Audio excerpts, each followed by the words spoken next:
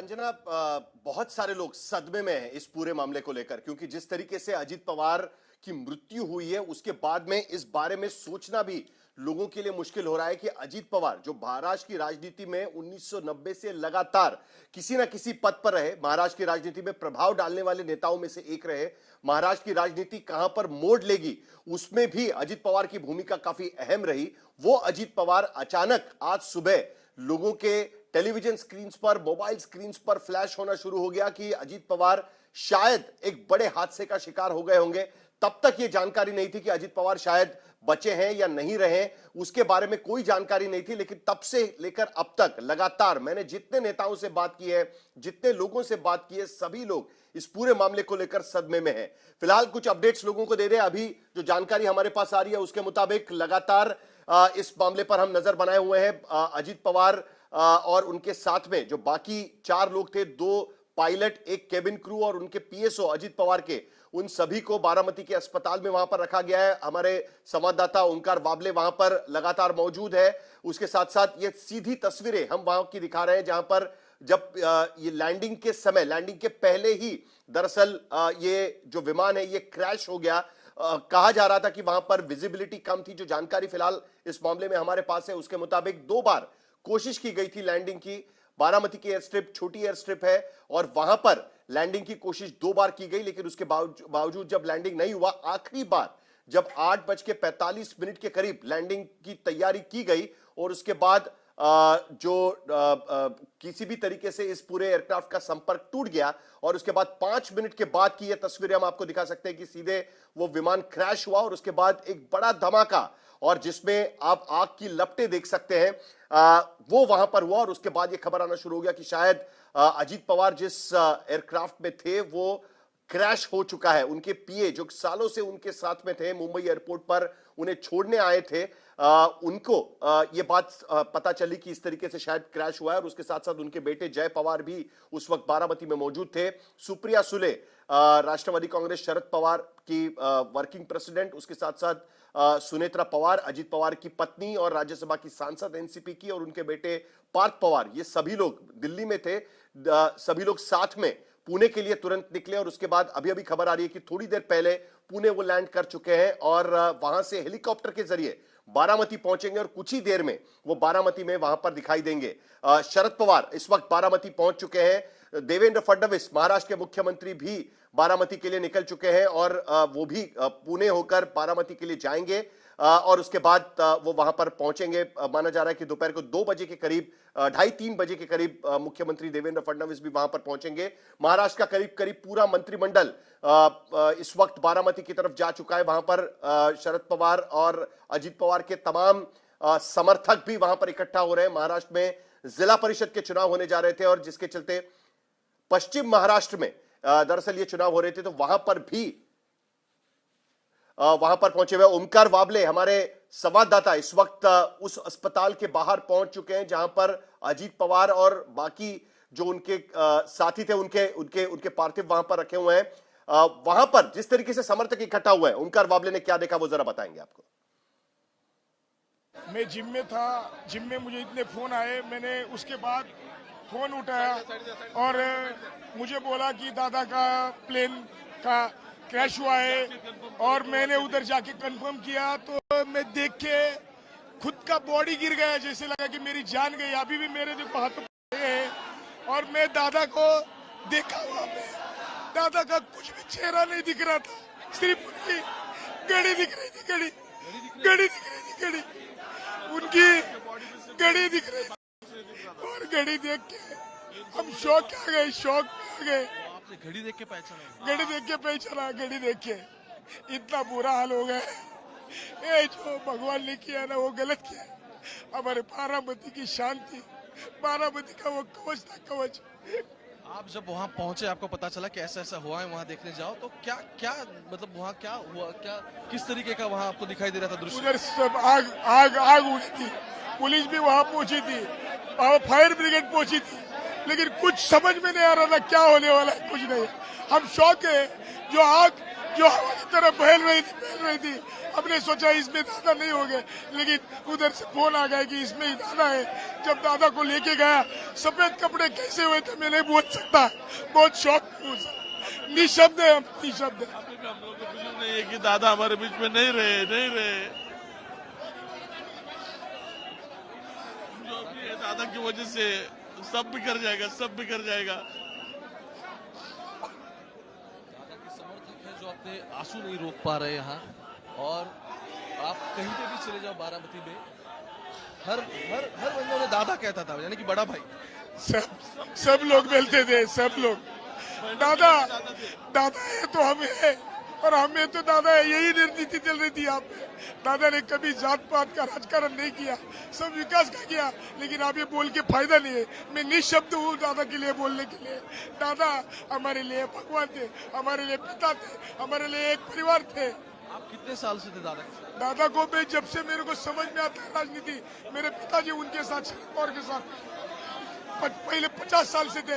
मैं 20 साल का था तब से दादा के पहले रैली में गया हूँ, दादा के पीछे हर वक्त में खड़ा रहता हूँ। मैंने उनको बोला था, आप मुझे राजनीति में नहीं ला सकते तो मुझे आपका बॉडीगार्ड बनाओ। मैं आप आज बॉडीगार्ड होता तो दादा को कुछ नहीं होने देता, यही मेरी ख्वाहिश थी दादा के पास।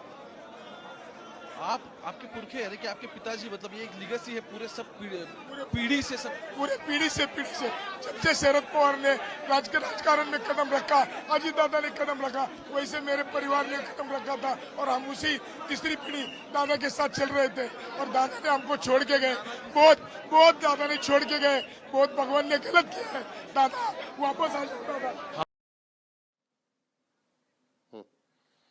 ओमकार वाबले इस वक्त हमारे साथ जुड़ रहे हैं। ओमकार, सबसे पहले तो बताइए वहां पर क्या स्थिति है, क्योंकि अभी अभी खबर हमारे पास आ रही है कि प्रफुल्ल पटेल, सुप्रिया सुले, सुनेत्रा पवार, पार्थ पवार सभी लोग पुणे पहुंच चुके हैं, और उसके बाद वो बारामती के लिए हेलीकॉप्टर के जरिए पहुंचेंगे। शरद पवार क्या वहां पर पहुंचे हुए हैं, रोहित पवार भी वहां पर पहुंचे हुए हैं, ये खबर भी सामने आ रही थी। इस वक्त अस्पताल के बाहर क्या चल रहा है और अस्पताल के भीतर कौन कौन है, और आगे क्या होगा, क्योंकि मुख्यमंत्री देवेंद्र फडणवीस भी किसी भी वक्त वहां पर पहुंच सकते हैं। ओमकार, एग्जैक्टली शरद पवार, सुप्रिया सुले और सुनेत्रा पवार सब एन रूट है, मतलब वो रास्ते में है, थोड़ी देर में पहुंचेंगे। अगले 20-25 मिनट में वो यहाँ पहुंच जाएंगे। लेकिन जिस अस्पताल में मैं खड़ा हूँ वहाँ कार्यकर्ताओं की भीड़ लगी हुई है। यहाँ 5 से 7 हजार कार्यकर्ता अंदर की तरफ, और उससे भी ज्यादा कार्यकर्ता बाहर की तरफ है।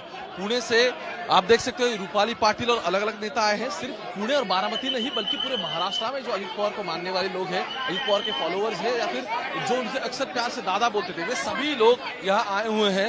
रूपाली पाटिल खुद के आंसू नहीं रोक पा रही है। पिछली बार कब बात हुई थी दादा के साथ?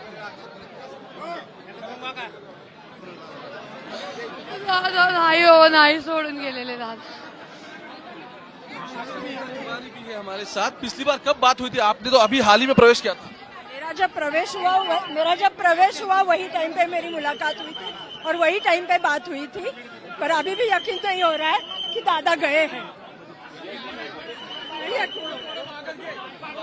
आपको दिखाई दे रही होगी दादा की पुणे की नेता है, खुद के आंसू नहीं रोक पा रहे, अलग अलग जगह से कार्यकर्ता। आप कितने साल से दादा के साथ हो? आप कितने साल से दादा के साथ हो? अजीत दादा मेरे पुराने फ्रेंड थे दादा। दादा ने आपको सभी तरुणों को, युवकों को बहुत अच्छी तरह से संभाल लिया। अब मेरा कोई नहीं रहा महाराष्ट्र में, अभी सब खत्म हो गया। महाराष्ट्र का आधार था, गौर गरीबों का आधार था, अच्छा था। दादा वापस आओ, हमको देखना है आपको मुख्यमंत्री होने को। वापस आओ दादा, वापस आओ। आखिरी बार कब बात की थी आपने? आखिरी बार बात कब हुई थी? आखिरी बार 4 दिन बाद मेरी बात हुई थी। ये इलेक्शन का कारण था, 4 दिन बाद हमको पुणे में हमारी बातचीत हुई थी। अलग अलग जगहों से लोग यहाँ पहुंचे हैं, खुद के आंसू नहीं रोक पा रहे हैं। अब नेतागण आ चुके हैं। हसन मुशर्रफ जो अजित पवार के मंत्री है, हसन मुशर्रफ भी यहाँ आ चुके हैं। सुबह वे भी खुद के आंसू नहीं रोक पा रहे हैं। हसन मुशर्रफ से बात करो, जरा पता करो। ओमकार, हसन मुशर्रफ से वहां पर बात करो, उनसे बात करने की कोशिश करो। हसन मुशर्रफ अंदर जा चुके हैं। मकरंद पाटिल है। आबा शेवट सब लोग अंदर जा रहे हैं। पहले जो रोहित पवार और बाकी के शरद पवार की भी एक बहन है, वो सब लोग अंदर पहुंच चुके हैं। तो उन्हें मिलने के लिए, यानी कि जितने लोग हैं अजित पवार की फैमिली के, उनके साथ बात करने के लिए सब लोग पहले अंदर यहाँ पहुंच रहे हैं। अलग अलग जगह से लोग आ रहे हैं और बहुत भीड़ यहाँ आप दिखाई दे रही होगी। महाराष्ट्र, बारामती, पुणे, सब जगहों से लोग यहाँ आ चुके हैं। साहिल जी, तो ओमकार बावले वहां पर उपस्थित है। वहां पर धीरे धीरे महाराष्ट्र के अलग अलग मंत्री भी वहां पर पहुंचना शुरू हो चुका है। हसन मुशर्रफ, थोड़ी देर पहले हमने देखा कि एनसीपी अजीत पवार फ्रैक्शन के जो मंत्री है देवेंद्र फडणवीस सरकार के, वो भी वहां पर पहुंचे हुए। एक के बाद एक बाकी मंत्री भी वहां पर पहुंच रहे हैं। देवेंद्र फडणवीस कुछ ही देर में वहां पर पहुंचेंगे। थोड़ी देर पहले जो जानकारी दी उसके मुताबिक सुप्रिया सुले, सुनेत्रा पवार, पार्थ पवार, प्रफुल्ल पटेल जो एनसीपी के वर्किंग प्रेसिडेंट है, वो भी उनके साथ में है। और ये सारे लोग पूना से टेक ऑफ करके हेलीकॉप्टर के जरिए बारामती पहुंचेंगे। एक बहुत बड़ी राजनीतिक खलबली इस तरीके से महाराष्ट्र में मची हुई है, क्योंकि अजीत पवार के निधन के बाद राष्ट्रवादी कांग्रेस का अध्यक्ष कौन होगा ये तो सवाल है ही, लेकिन उसके साथ साथ अब उप मुख्यमंत्री कौन बनेगा उसको लेकर भी सवाल है। एनसीपी अजीत पवार और एनसीपी शरद पवार फ्रैक्शंस के मर्जर को लेकर भी कई बातें चल रही थी, लेकिन इस वक्त पूरी पार्टी और दूसरे पार्टी के कार्यकर्ता भी शोक में डूबे हुए वहां पर नजर आ रहे हैं। एक बार फिर जरा लैंडिंग पर नजर डालते हैं कि आखिरकार लैंडिंग के वजह से ये कैसे हादसा हुआ। 8:46 पर ये तस्वीरें आप देख सकते हैं कि 8:45 के बाद कोई भी संपर्क इस एयरक्राफ्ट का बंद हो गया। जो एयर टावर होता है उससे, एयर ट्रैफिक टावर से, कंट्रोल से उनका संपर्क टूट गया। और 8:46 पर करीब 1 या 2 मिनट के भीतर ही वहां पर ये हादसा होता हुआ नजर आ रहा है। सीसीटीवी में ये कैद तस्वीरें साफ दिखाती है कि किस तरीके से विमान टूटने के बाद तुरंत वहां पर एक बड़ी आग की लपटें वहां पर नजर आई थी। मुस्तफा शेख हमारे साथ में एनसीपी के दफ्तर के बाहर से, मुंबई से मौजूद है। मुस्तफा, एनसीपी के दफ्तर के बाहर क्या वहां पर भी कार्यकर्ता इकट्ठा हो रहे हैं, नेता इकट्ठा हो रहे हैं? आगे क्या एनसीपी की भूमिका रहेगी? कार्यकर्ता वहां पर क्या कह रहे हैं? जी बिल्कुल साहिल, आप कह सकते हैं कि जब एनसीपी जो अजित पवार फैक्शन बना तब मंत्रालय के बाहर का जो ऑफिस है ये आप देख सकते हैं। और कहीं ना कहीं लोकसभा के बाद विधानसभा चुनाव लड़के सत्ता में आने वाला पक्ष एनसीपी का बना, जिसमें डीसीएम अजित पवार बने। कार्यकर्ता यहाँ पर आ रहे हैं, अंदर अजित पवार की फोटो लगाई गई है, उसको श्रद्धांजलि अर्पित कर रहे हैं। कोई नेता यहाँ पर नहीं पहुँचा है। जाहिर है सब नेता जो है वो बारामती की तरफ जाते हुए नजर आ रहे हैं। लेकिन कहीं ना कहीं आप कह सकते हैं कि जो भी लोग यहाँ पर आ रहे हैं उनसे जो अजित पवार का जुड़ाव रहा है, जब से राजनीति में वो लोग आए उसके बाद से ही जो भी काम हुए हैं, और एक तरह से सभी लोग उनको अपना आधार मानते हैं। और क्योंकि सुबह से लेकर शाम तक अवेलेबल रहने वाला व्यक्ति और उसी के साथ साथ काम को लेकर राजनीति करने वाला व्यक्ति, इसी ऐसी छवि जो है वो अजित पवार की बनी थी महाराष्ट्र में। और उसी को लेकर के आप कह सकते हैं कि कई लोग यहाँ पर मुंबई और आसपास के इलाकों से कार्यकर्ता आए हुए, जिनका कहना है कि वो राजनीति में 5 लोग सवार थे उस एयरक्राफ्ट में। 2 पायलट थे, पिंकी माली जो उस एयरक्राफ्ट में क्रू मेंबर के तौर पर काम कर रही थी। खुद अजीत पवार उस एयरक्राफ्ट में थे और उसके साथ साथ उनके पीएसओ भी उनके साथ में थे। सभी की मौत इस हादसे में हुई। पिंकी माली जो इस एयरक्राफ्ट में क्रू मेंबर के तौर पर काम कर रही थी, उनके पिता से आशीष कुमार माली जी ने अभी कुछ समय पहले अपने बेटी को खोया, जो कि दरअसल उसी फ्लाइट में थी जिनके साथ अजीत पवार के साथ। आशीष जी, आपके परिवार में और कौन कौन लोग हैं, और पिंकी कब से ये फ्लाइट अटेंडेंट का काम कर रही है? फ्लाइट अटेंडेंट का काम ये 8 वर्षों से कर रही है। 3 साल इंटरनेशनल एयरपोर्ट अंधेरी पे थी।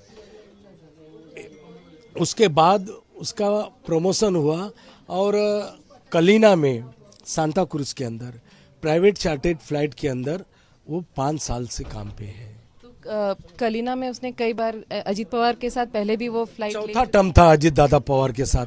इसके पहले देवेंद्र फडणवीस के साथ गई थी, बावनकुले साहब के साथ थी, प्रहलाद मोदी जो प्रधानमंत्री के बंधु हैं उनके साथ गई थी, राष्ट्रपति के साथ गई थी। वो प्राइवेट चार्टर फ्लाइट में ही रहती थी और ये सब देख के बहुत प्राउड होता था लड़की को।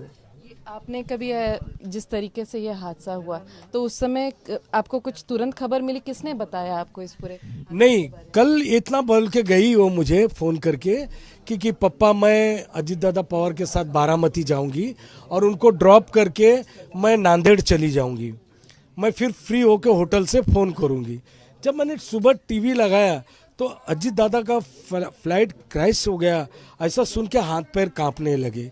जब ब्रेकिंग न्यूज आया तो ब्रेकिंग न्यूज के अंदर फ्लाइट अटेंडेंट पिंकी माली आया तो हम लोगों के हाथ पर सब। इस वक्त आपने किसी से बात की है, क्या बोला है? प्रशासन की तरफ से कुछ बताया गया? प्रशासन की तरफ से कुछ नहीं। स्थानिक नगर सेवक निशिकांत सिंधे जी का जब से आए हैं तब से फॉलोअप में है, बारामती में अपनी गाड़ी दे रहे हैं जाने।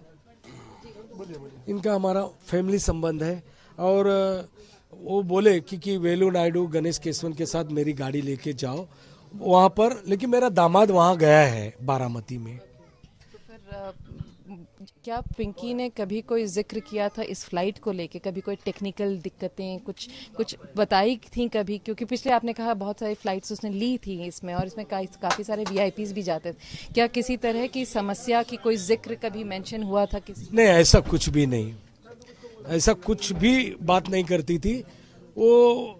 बड़ी फ्लाइट हो, अभी मालदीव भी जाके आई, उसका काम अच्छा था और इसके लिए उसको प्रमोशन होता गया। उसका बहुत प्राउड होता था लड़की। हम एक झोपड़पट्टी में रहने, हम एक मिडिल क्लास के, और अगर मेरी लड़की इस जगह पे पहुंची ये मेरे लिए खूब प्राउड की कुछ। खुद भी एनसीपी के कार्यकर्ता रहे हैं और क्या आपने अजीत पवार से खुद कभी पहले बात की? देवगिरी के अंदर मेरा अजीत दादा पवार से बात हुई थी, लेकिन मुझे मुंबई का पदाधिकारी बनाए थे, मुंबई प्रदेश का सर चिटनीस करके बनाए थे। मैं 4 टर्म से, एक बार सचिन भाऊ अहिर मुंबई के अध्यक्ष थे, एक बार मैं नवाब मलिक मुंबई के अध्यक्ष थे, उसके बाद मैं संजय दीना पाटिल करके थे, तब भी मैं सतत 4 टर्म मैं मुंबई की कमेटी पे काम कर रहा हूँ। उसके बाद अजीत पवार जी से कभी खुद बात भी हुई उनसे? हुई है, देवगिरी बंगले पे हुई है मुंबई में।